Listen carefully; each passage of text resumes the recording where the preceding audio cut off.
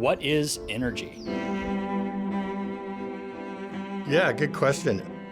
It's the thing that powers our lives. So everything that we do uses energy. You know, from our smartphones to our computers to the lights to when we heat and cool our house, all the transportation, we use our cars or the trains, planes, and ships that deliver our goods. Even this TV program, it's all powered by energy. The problem with energy is taught as something that exists in the physics lab. To me, energy is about everything. When I'm washing dishes, I'm thinking about energy. I'm thinking about energy 24/7. Hot water cleans better than cold water. Why? It's got more energy. Scrubbing off the food particles, well, that's physical energy. The soap as an emulsifier is chemical energy. And it certainly exists to run our economy. Our economy is totally dependent upon energy in ways that people barely recognize. It's so essential, and it's a huge part of our daily lives. It's the biggest industry in the world. When you think of oil, natural gas, electricity, all of those combined, it is the biggest industry in the world, so it kind of touches everything that we do. During my lifetime, we've increased the energy use in the world by 8 times.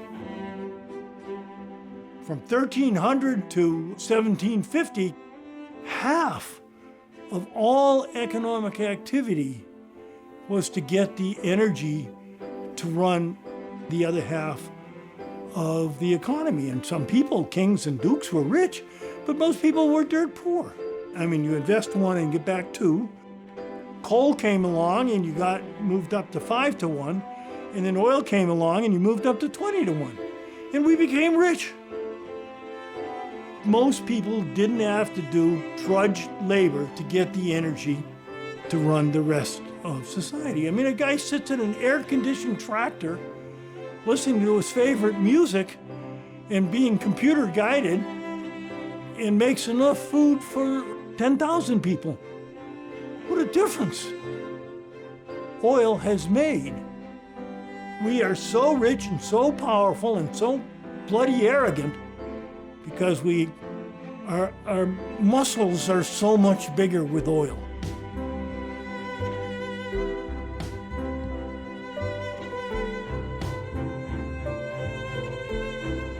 We live on a planet which has greenhouse gases in the atmosphere.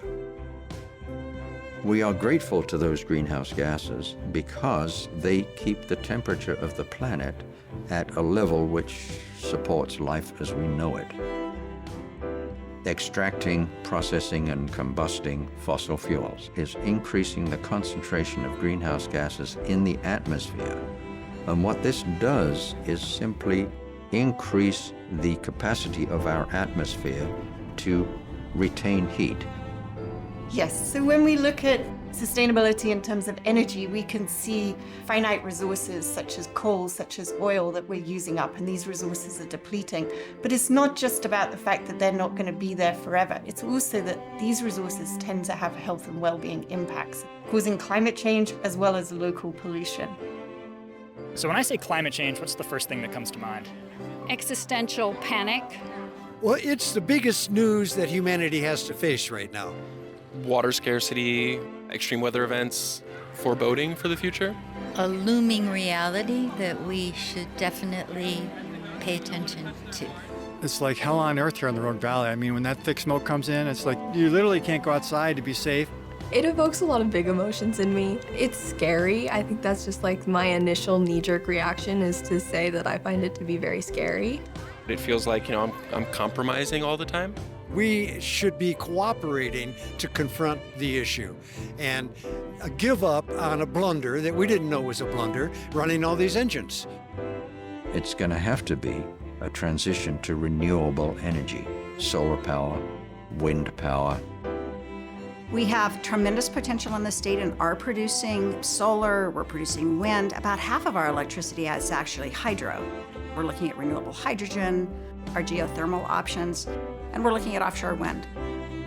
It's far more sustainable and a better choice for all, but we need to change the systems, so we're working to those systems. At the moment, we have the infrastructure very much for non-renewable energy.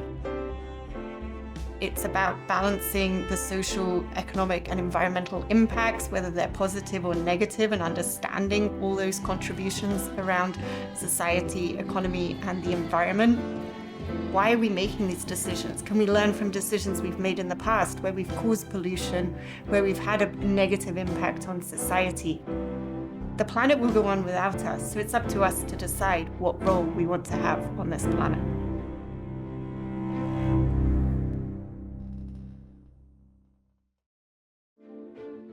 Energy Horizons is made possible in part by the Elizabeth Mon Charitable Foundation, the Four-Way Community Foundation, and by the members of Southern Oregon PBS. Thank you.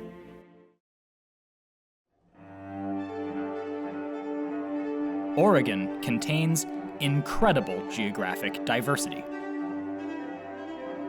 In the west, near the craggy shores of the Pacific Ocean, prominent mountains peek out from pine forests crisscrossed by rivers and streams. In the east, stark open areas boast grasslands and impressive canyonlands. Humans have called this place home for tens of thousands of years.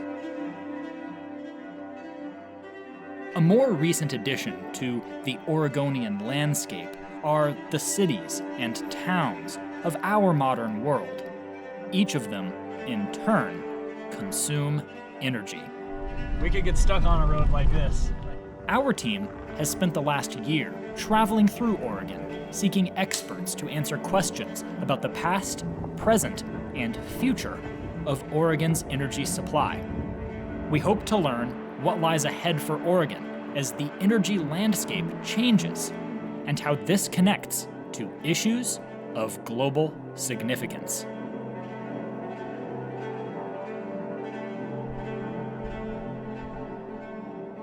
In Eugene, we met Alan Zelinka, the Assistant Director of Planning and Innovation for the Oregon Department of Energy. We actually look at all forms of energy, electricity, natural gas, and fuels. We talk about and think about policy, advancing solutions to get at an equitable transition and a clean and affordable, safe energy future. The energy system we have today is a whole bunch of different factors. A lot of it has to do with our natural resources, like the Columbia River, for instance, was a huge natural resource for us, and damming up those and creating the electricity, and with FDR in the New Deal and electrifying the rural areas. Having those dams then be able to bring electricity for the first time to people's lives was a huge deal. Soon, the power of the Columbia was producing more than half the nation's supply of aluminum.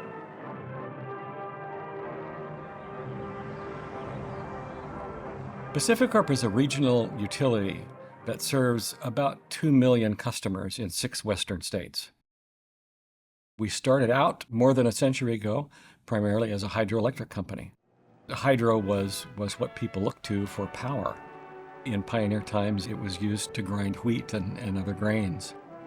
The force of moving water was a natural source of power when people began looking to electric power. And that was pretty early. You know, in the 1890s, people were using hydroelectric power to generate electricity. Other sources of power became more important. You know, coal was a resource of choice, and it provided a dependable and low-cost, dispatchable resource, you know, well into the 1950s. Then it was an expansion of renewable energies, typically wind and solar, particularly in the last 20 years. Can you tell me what the current energy mix here in Oregon is? Where do we actually get our power from right now? A little over 40% of it comes from hydro, and that goes up and down depending on how much water and how much rain and snowpack we have. Then the next biggest chunk is natural gas and coal. Pacific Power owns a lot of coal plants and imports the coal. We don't have any coal plants left in Oregon. Last one was Boardman, out in Boardman on the Columbia River, and it was shut down, I think, 2020. And then the next biggest resource is wind, followed by nuclear and then solar. We have one nuclear power plant left in the Northwest, and that's in Richland. We own a vertically integrated generation, transmission, distribution network. That means we own much of the power that we use to generate electricity for our customers. We own the transmission system and we own the distribution system. And so that gives quite a number of advantages in terms of our ability to control costs and also to produce highly reliable service. And we are one of the lowest cost energy providers in the nation. Where they've had what we call legacy hydro, really old hydro that's very, very cheap, less than a cent per kilowatt hour to generate it. And some of those utilities have some of the lowest rates in the world. The investments help America cut carbon emissions. They help America prevent the worst climate disasters. They help fire up the economic engine for whole communities where the shovels are going into the ground. What are Oregon's biggest assets when it comes to renewable energy? Well, certainly, Eastern and Central Oregon, big advantages in terms of wind and solar. We got lots of, hydro. We are a renewable state. We really are not a fossil state. I mean, we've got a real leg up on everybody. We had leadership for years and years, starting with, Tom McCall. And Tom McCall was always, talking about Oregon being a special place where the purity of our land, air, and water was sacrosanct. And he talked about land use reforms and, political leadership, counts. So I'm very privileged to be able to represent a special part of Oregon, timber capital of the world. Everybody brings certain assets to the legislature, be it Senate or the House of Representatives.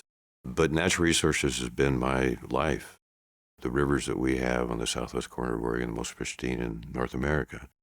I raised my family on Rogue River in the wilderness area, roadless area. Everything had to be transported in by jet boat. So the environment was very important to us. I am deeply honored today to present House Bill 2021, which will set the state of Oregon on a course toward 100% clean electricity, and in a distinctly Oregon way. When I ran for the state House of Representatives, I really talked about climate change as being my #1 priority. It was interesting because at that time I ran into people who said, "Oh, that's interesting. We've never had a candidate who said climate change was the first on their list." I think in the almost 8 years since then, times have changed a lot, and we've really grown in our understanding of what climate change is about. But the reason that was important to me is that I'd lived in a rural area. I'd lived out in the Green Springs, but our whole community is largely rural or semi-rural. And I think if you live in a rural community and you're paying attention, if your eyes are open, you see climate change all around you. And we did, even back in 2016. We saw it in changing habitat, we saw it in drought, we saw it in reducing snowpack, and we saw it in smoke events. A couple of years later, we had the devastating Alameda fire hit our community, and then we really saw what climate change could do. So this has been a driving force for me during my whole career in the legislature. Oregon is known as the green state, is known as progressive policies and getting the right thing done for the people's interest, for the public interest. So can Southern Oregon Climate Action Now. To make folks aware and make them understand, get folks to understand the science of global warming and its climate change consequences, and motivate individuals to take individual and collective action to address it. I will confess that for several years, I was using the terms climate change and global warming interchangeably, and then I discovered that I was making a mistake. They are different phases of the process. Incoming radiation from the sun comes through the atmosphere, and it reaches the surface of the Earth. It gets transformed into longer wavelength heat energy radiation, and that radiates back outwards. By increasing the concentration of those greenhouse gases in the atmosphere, what we're doing is simply warming our atmosphere, and that's the global warming. And that global warming then results in climate change, which is driving a whole array of consequences. So climate change is the consequence of human actions that is causing changes in the climate. And it's difficult to understand because it's not always obvious. There's changes in weather patterns, and then you hear, oh, climate change isn't happening. But this is a very long-term trend in terms of records that we've been taking. And we are seeing changes in the climate. We are seeing more extreme events. We are seeing differences. And this is caused by an increased amount of greenhouse gas emissions in the atmosphere caused by humans. If the climate projections occurred as they were being proposed, what this would do is shift the climate out of the range which supports these natural ecosystems across the planet. And what that would do would compromise the existence of those natural ecosystems where they currently occur. Unfortunately, we're imposing climate change at a rate which is faster than natural ecosystems can easily keep up. What that is likely to do is lead to the extirpation of the species of that natural ecosystem in that location. Morels don't come up at the same time that they used to, or in the plentiful way that they used to. The irrigation ditches don't fill many times in many years. Snowpack has been reduced. We had one season where Mount Ashland was never able to even open. And so we were already seeing, if you looked in nature, the impacts of climate change. Our geographic region is going to shift the temperature out of the range that our current woodland, grassland kind of natural ecosystems can tolerate. Yeah, so this is the stump of a Douglas fir? Right, so this was a beautiful towering Douglas fir that was with our house for a long time. So basically it died partly, after the big heat dome event. There's lots of Douglas firs that have died. If you go in the woods above here, you'll see many trees with the same, fungus stuff on it, the same different coloration pattern and so on. And all those have been killed. What we're seeing is a considerable die-off of Douglas firs, probably a consequence of the climate change, how that climate change has mediated population size of bark beetles. Once a tree is stressed, the bark beetles zero in on it, and the problem becomes positive feedback loop.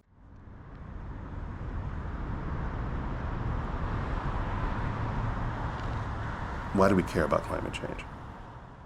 Climate change won't stop the planet from spinning and won't wipe life off the planet. When you really get down to climate change and why it's important to humans. We have a very narrow range of optimum temperatures and resources that we need. There's a lot of naysayers that say we've had these cycles before, and they're correct. We have had some very warm periods. Cretaceous was one of them. But we've never had the rate of change that we are seeing now. The fossil record, it shows rate of change, and it is millennial level. The rate of change we are seeing since the Industrial Revolution is decadal level. So we are speeding things up by a factor of 10 again. At some level, everyone is being affected by climate change at this point. It leads to food insecurity, it leads to challenges with growing crops, and gets back to this idea that if we want to live on this planet at the density that we do, we have to acknowledge that climate change is one of the forces working against that.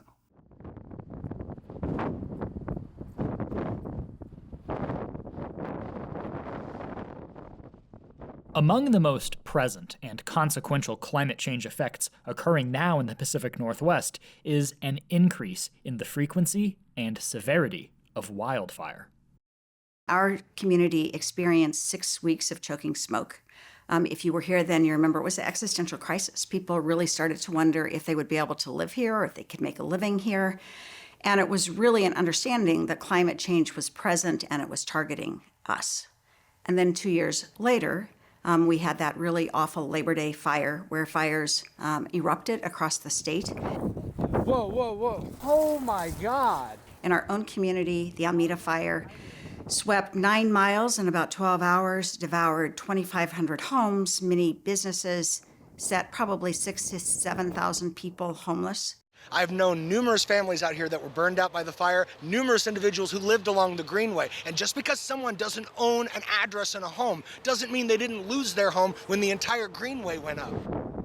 We understood that not only is climate change here, not only is it targeting us, but it is really the most vulnerable residents that suffer the most when climate change is evident on the ground.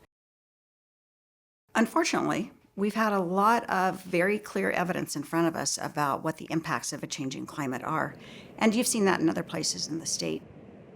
Obviously kept a very close eye on the fires, so I learned from very early on in my business career and as an employer to learn all I could about those fires. So that's what I brought to the whole natural resource issue. I had 3 fires going at the same time in Curry County just this past August. Of course, and I think you're very interested, we all are, in the carbon emissions that come from those fires is just astronomical. A healthy forest holds that carbon. Milled lumber that goes into homes holds that carbon. We live in a climate which is very much winter wet and summer dry. Every summer, the soils dry out inevitably. The vegetation, because of that, is fire adapted and, in turn, is fire dependent. Our forests are dependent on fire for their ongoing health. I grew up that fires were often good, part of nature. You know, that's when the old growth sometimes sprout out and drop their seeds, especially in the pine species. But Keegan, these wind-driven monsters, what I sometimes refer to as nuclear fires, they burn to 2,000 degrees, and they kill everything, including the old growth. I mean, everything fire touches in that environment becomes fire. Everything. Folks don't want fires. And so we have been very successful for more than the last century at suppressing fire. So anytime a fire starts, we have the capacity to put it out. What we have done is allow the invasion into our fire-tolerant forests, fire-intolerant species. Well, now we get even more dry vegetation as the summer wears on. Climate change piles on top and makes that risk of fire even worse. Climate change doesn't just impact our lives in ways we can see directly. It also threatens the environmental conditions which underpin some of Oregon's existing energy resources. We have a fantastic hydropower resource. In the Northwest, hydropower is king. We've had snowpack in the mountains that melts slowly over time and then provides us a steady stream of hydropower resource. Now we have less snow. I hate to say it as a skier, we have less snow and we have more rain. So that challenges the release, the time you release over the course of the year of hydropower. We have drought, that's been significant. I mean, decadal droughts across the West. That is a threat to hydropower as well. There are many objectives that govern the dispatch of hydropower. There are some changes recently that are really threatening that resource. It's still a massive resource, though. I want to underscore that is where the majority of the power in the Northwest comes from and will come from for years. Water is something that we've got to get a handle on in Oregon, whether we're in a drought condition, whether we're heavy rains, low rains, those varying years. Water is such a precious resource, and of course our watersheds are what protect our fish.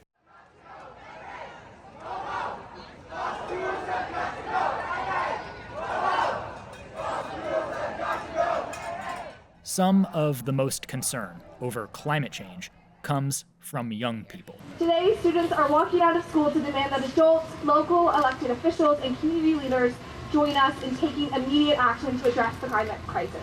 Piper and Mira are high schoolers from Ashland and are members of the Rogue Climate Action Team, a local youth group committed to raising awareness and demanding action to protect the climate. It's so glaringly real that I don't think I can ignore it.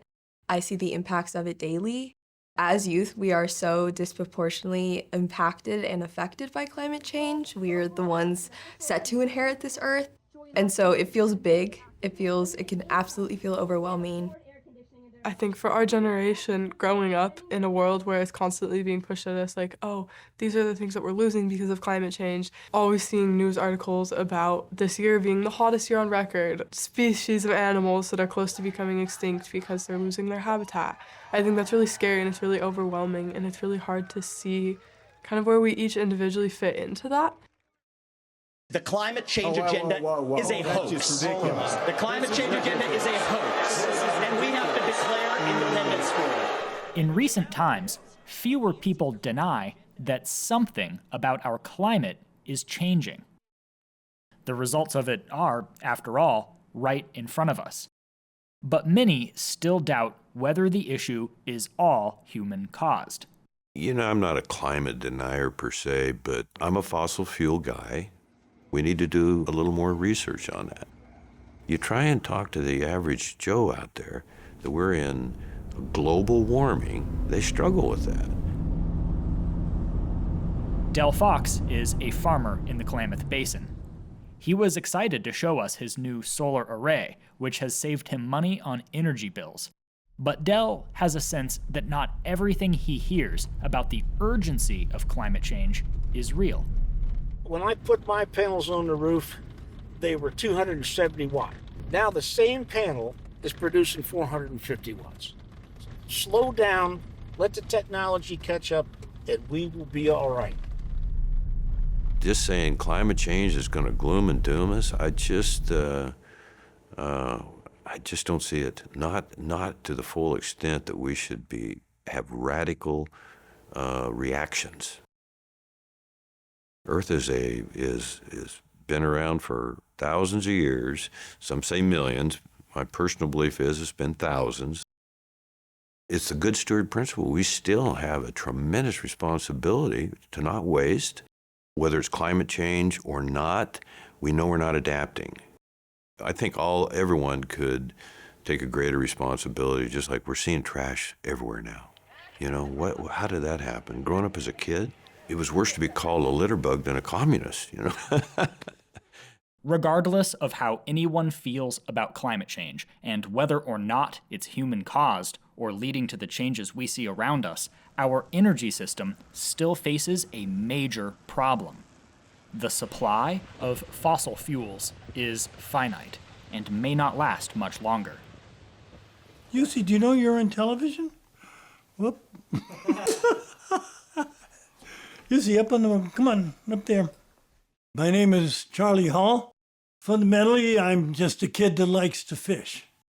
Initially, I was interested only in understanding natural ecosystems, studying the flow of energy from the sun to the plants, to the little shrimps and little fish, to the big fish and so forth.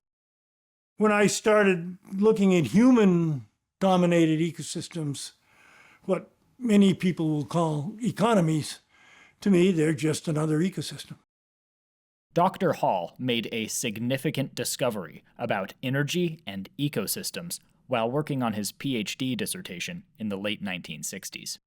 At that time, the literature on fish was all about territory and staying put, and the fish were not supposed to move. And so I put in what's called a weir. I blocked off the stream at an angle to catch the fish. And the first day, I knew I had a dissertation because they were full of fish moving. You know, late at night out there, because I had to take chemistry samples all day around the clock, I came up with the concept of energy return on investment. How much energy did the fish use in their migration, and how much did they get from being able to exploit different ecosystems as their productivity pattern changes? Another example, the faster the current, the more food drifts by, but the more it costs for it to swim. The dominant fish will be where he has the highest net energy gain, where the difference between the gains and the costs are greatest. So there appears to be natural selection, like for the fish in a stream, for maximizing their power or their useful energy. So that's where the concept of energy return on investment came from, and we applied it originally to migrating fish, and I worked 25 years on that, and then we worked on this for looking for oil. So if you take 1 calorie or 1 joule of oil and invest it into looking for additional oil, because it's a very energy intensive business, how much do you get back? And we found that over time it had gone from 30 to 1 in the 1970s to about 10 to 1 today. Oil production in the United States peaked in 1970, and it went down every year so that by 2007, we were producing only half as much oil as we were at the peak in 1970. And how'd we get away with it? We were importing. And then these guys in Texas came up with the idea of fracking. It's a huge industry devoted to cracking the shale rock thousands of feet beneath the ground and freeing the precious fossil fuels inside. In the early 2000s, technological innovations and economic conditions made fracking, a process first invented in the 1940s, commercially viable at a large scale for the first time. This caused an oil boom in the United States, reversing the decline from the 1970 peak. By 2015, fracking accounted for half of domestic oil production.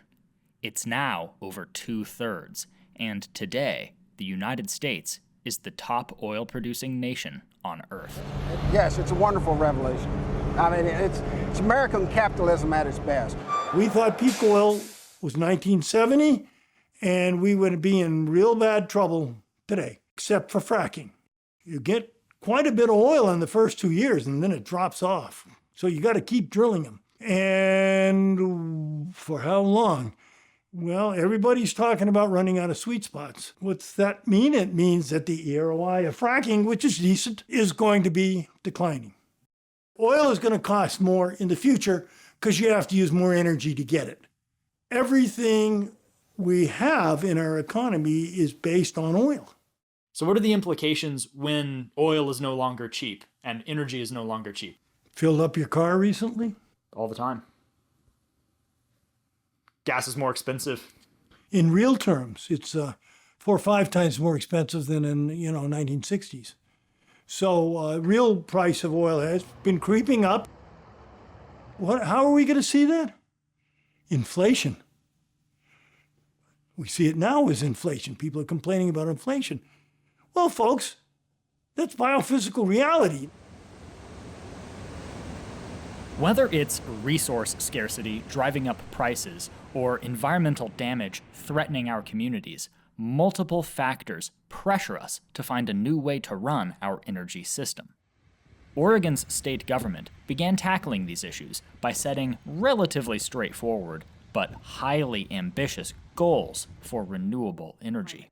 Our current climate goal, the one set in 2007, is that we would reduce the evidence of greenhouse gas emissions to a reduction of 75% of where they were in 1990. Those goals, by definition, are always going to be aspirational. Based on science, they demonstrate where we think we need to be by a given year, by 2040, 2050, but they're never going to have the force of law behind them. So they're good guideposts, but whether or not you have goals in statute doesn't mean you achieve what you want out of that unless you do the work on the ground.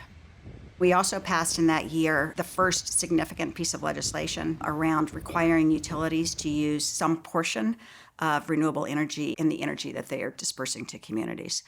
In 2021, when I was chair of the Climate, Energy, and Environment Committee, we passed 100% clean electricity to set a goal for the state's investor-owned utilities, which control about 75% of the electricity, so that by 2030, we hope to be at 80% renewables or non-fossil fuel is the way it's defined. By 2040, we expect to be at 100%. These goals have a little bit more force of law behind them. The Public Utility Commission, which regulates the big utilities, are monitoring their plans to get to those goals. So we are carefully looking at whether or not we have the right things in place. It's not going to be easy, but it was a great step forward. Oregon has done well passing climate and energy policy, but it hasn't always been a smooth ride. We do not have a quorum, and we cannot proceed with today's session. For the second time this legislative session, Senate Republicans have staged a walkout, this time in protest of House Bill 2020. The bill includes a plan to cut carbon emissions in Oregon and would invest money in clean energy jobs. But it would also impose restrictions that some fear would hurt the economy. We kept telling leadership this bill was going to devastate rural Oregon, and leadership did not believe us. Well, you know what? I think after yesterday, they might believe us now. Well, we learned many lessons out of those walkouts. One is that we really learned to talk about the economic benefits of renewable energy and to talk about the jobs that are created and to talk about the benefits for rural communities without necessarily talking about our climate goals. I mean, there are clearly inherent climate goals that we're trying to achieve here. But if we can talk about these and their benefits to rural Eastern Oregon or other places in the state that may need a little economic boost, we're going to get a much better response. And that's really what we did when we talked about 100% clean electricity. Clearly, this is a climate strategy. But if you do that successfully, it means that lots of little communities get some kinds of benefits, and that's really important. That's where we start to see some bipartisan support. You know, I struggled before I went into the Oregon legislature. You won't be able to work with the Democrat. Their party, they vote one way. They vote lock, stop. Where the Republicans they're pretty independent.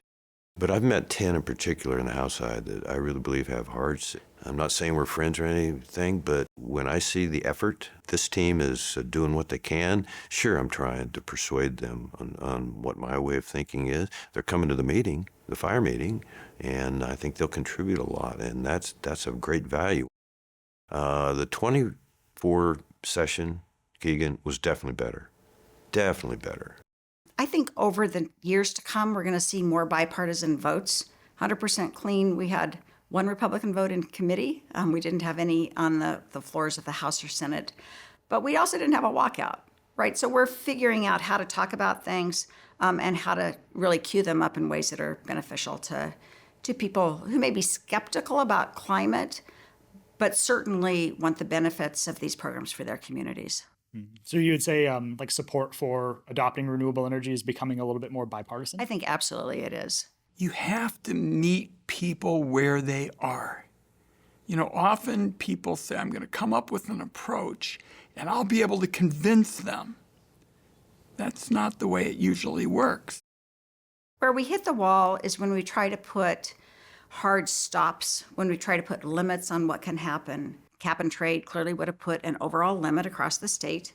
When we tried to adjust just the aspirational goals that we talked about earlier in this session, it was very controversial. But those same legislators are responsive and supportive of looking at things like permitting and siting standards that are standing in the way of renewable energy development. They want these projects for their communities. So we've definitely made some breakthroughs, I think.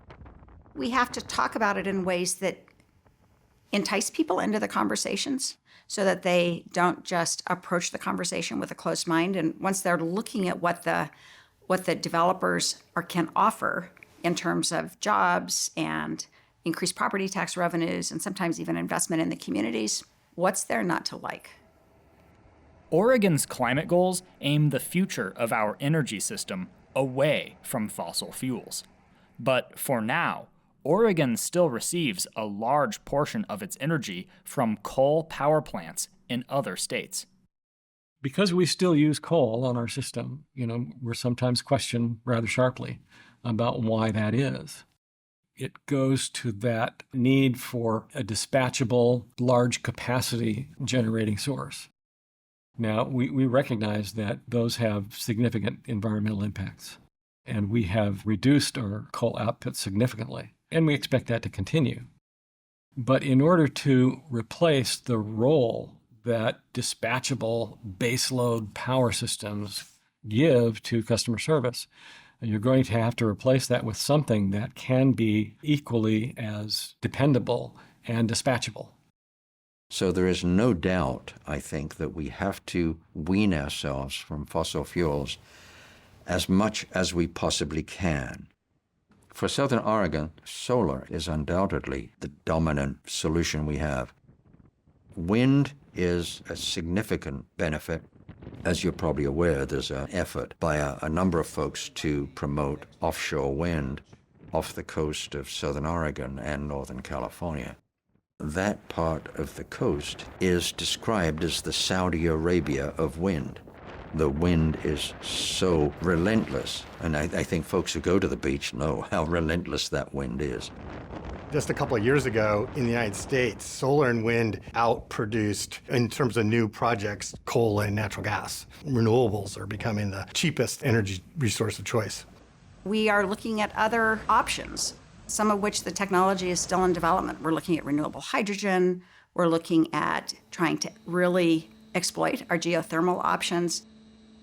One of the things that is clear from our experience is that each generation source has advantages and disadvantages. What's most exciting about our business right now is the expansion of renewable energies generally have no fuel cost. That's been of great benefit to our customers because fuel cost is one of the major costs of producing electric power. What are your thoughts on renewable energy?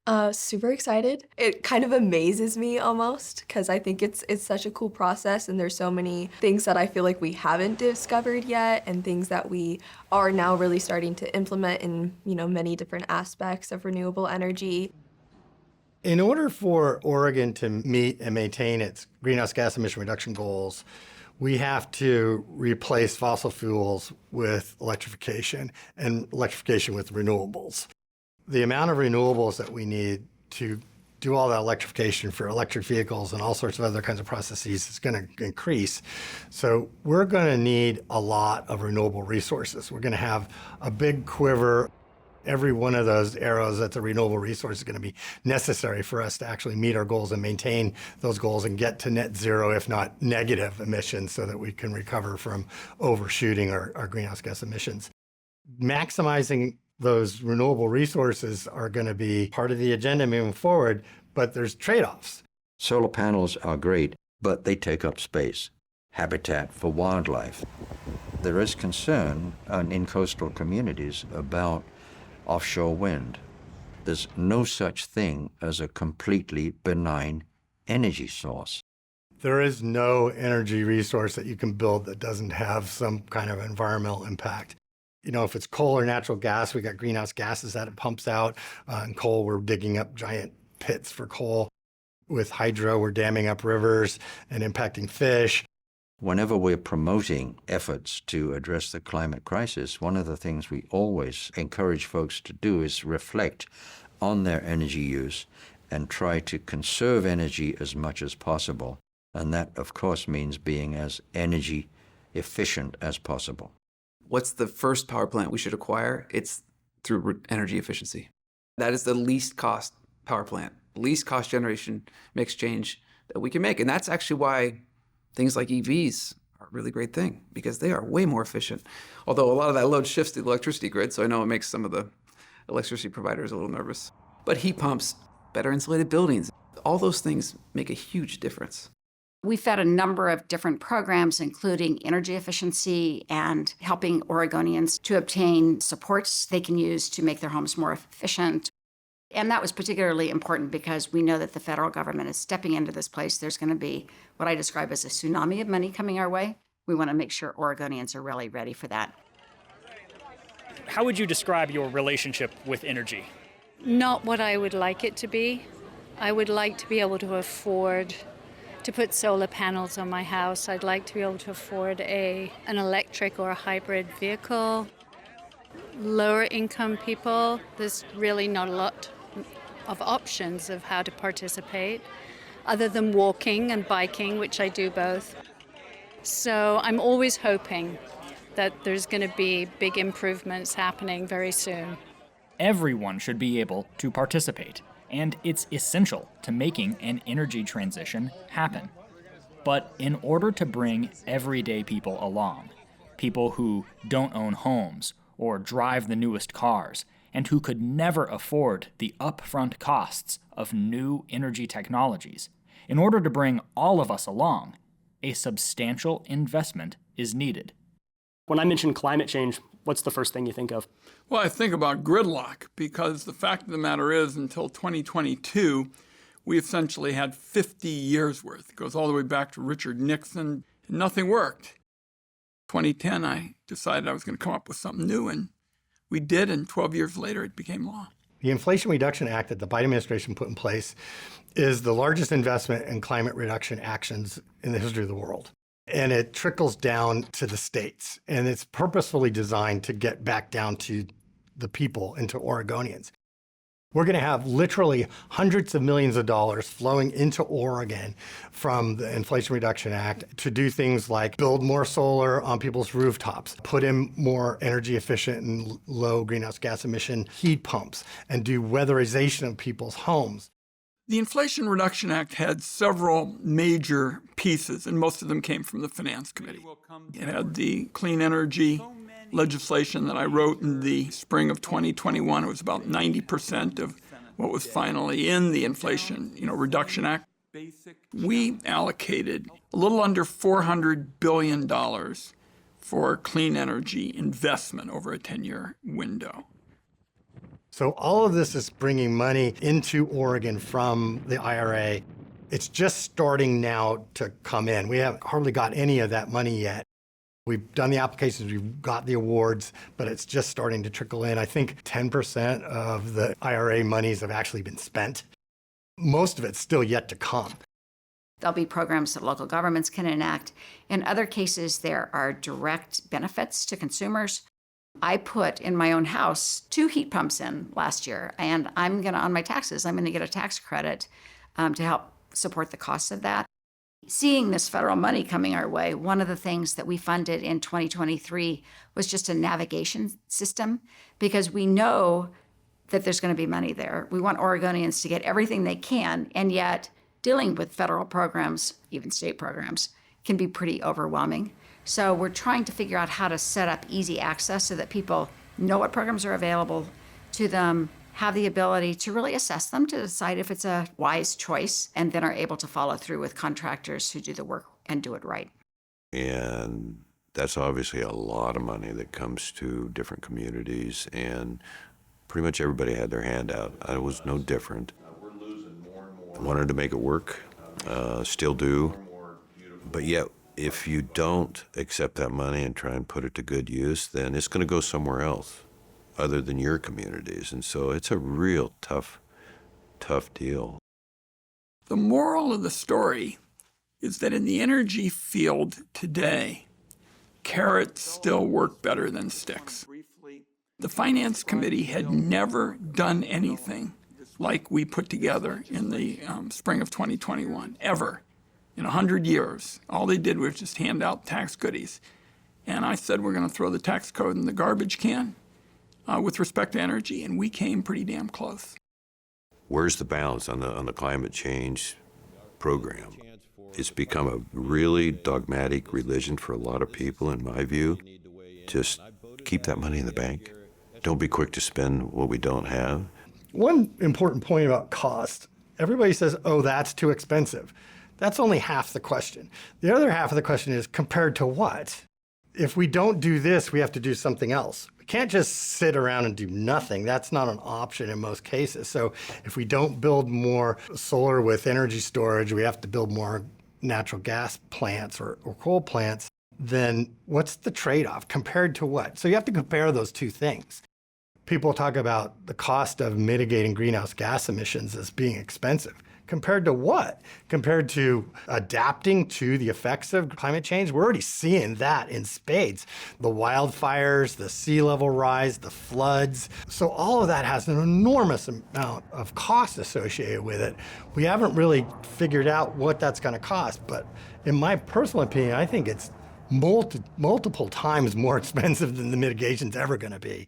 Is more technology, building out more energy systems just in a new way, a solution to climate change? Or is it a change in behavior, or does it need to be a little bit of both? What is it in your view? It's both. We definitely have to reform the way we do things. We need to reduce the amount of fossil fuels we burn. That's what creates climate change. We can do that through being more efficient through new technology or changing out technology so that we don't burn fossil fuels and electrifying things, but also sometimes just doing less of something. Yes, we have to use the technology because there's a huge demand for electricity. We have to work together with energy, with a lot of things. As the technology gets better, there'll be more of that. But in the meantime, we still have to burn fossil fuels. I sure can't produce enough to run an electric tractor. But I use GPS in my tractor, and my pivot is GPS controlled. So you have to be willing to go with the technology, but at the same time, you have to do it smart. You get these polling results that say renewables have like in the 80% favorability rating and we should do them. And then we get down to specific projects and people object to them because it's in their backyard. And so they're personally impacted by it and they don't like it. It's the dissonance between the general and the specific, which happens all the time. We started selling green power back in the early 2000s at electric utility I worked at. We would poll and people would say, if we put this on and you paid $5, would you buy it? And we got like 80% of people said yes. So then we do it and 3% did it. The general is a great idea. The specific idea where it impacts me falls apart. And I think that's just a general human nature thing and something that we have to constantly deal with and try to mitigate as much as we possibly can. And then sometimes we just don't do it because there's enough opposition or because it's just the wrong thing to do. But if that rules on a very big scale, we won't be able to work our way out of the climate change crisis that we're in.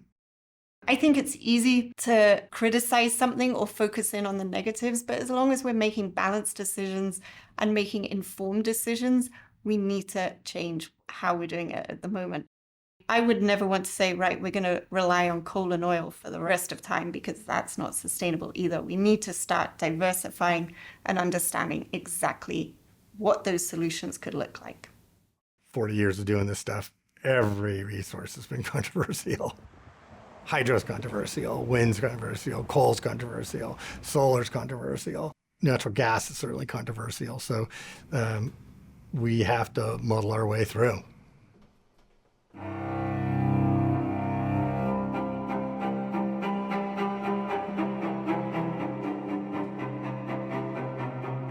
You know, you listen to the news and people have no idea what we're running into. But that's another story. I guess you'll ask me about that later.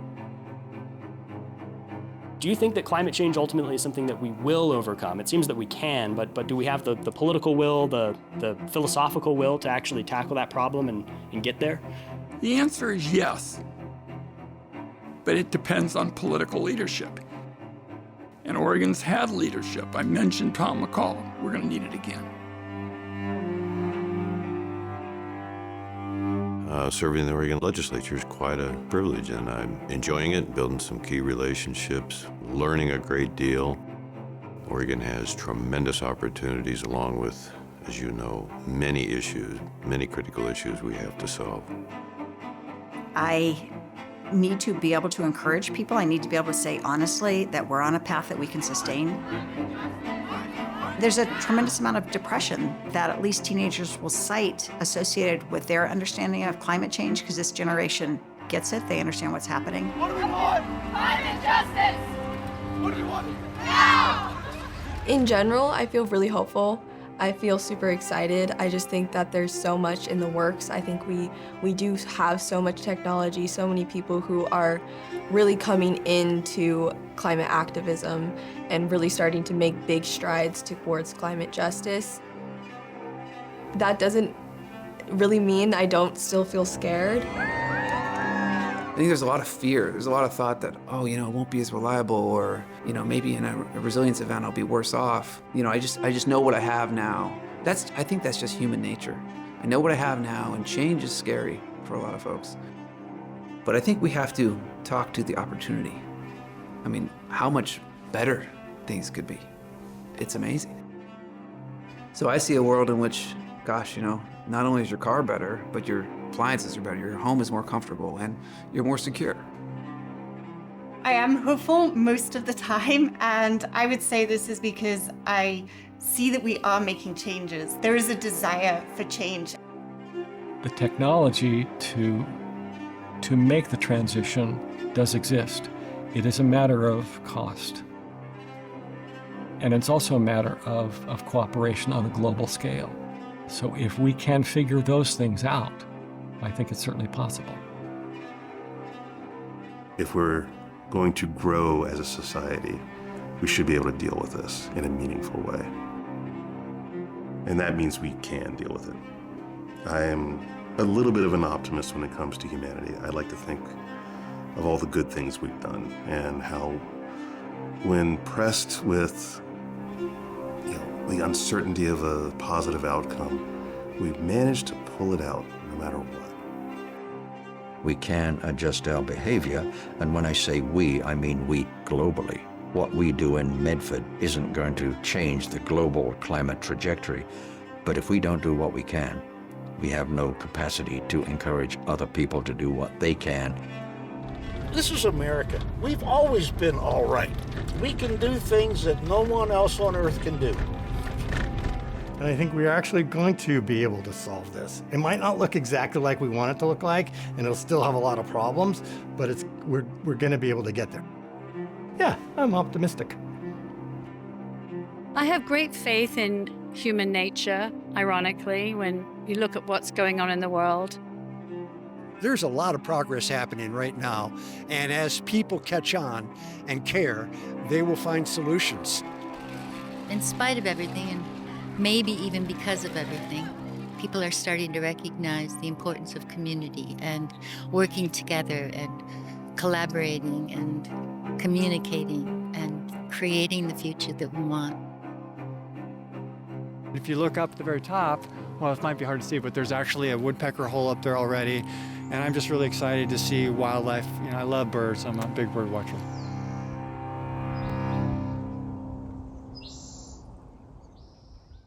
Next time on Energy Horizons. This is mainstream technology right now. The cheapest next resource to build for a utility is a wind or a solar plant. The Stracker units are a pretty bold testimony to the owner's commitment to renewable energy. It's industry upsetting potential, which is pretty dramatic. It will be everywhere. Thursday night at 8 on Southern Oregon PBS. Energy Horizons is made possible in part by the Elizabeth Mon Charitable Foundation, the Four-Way Community Foundation, and by the members of Southern Oregon PBS. Thank you.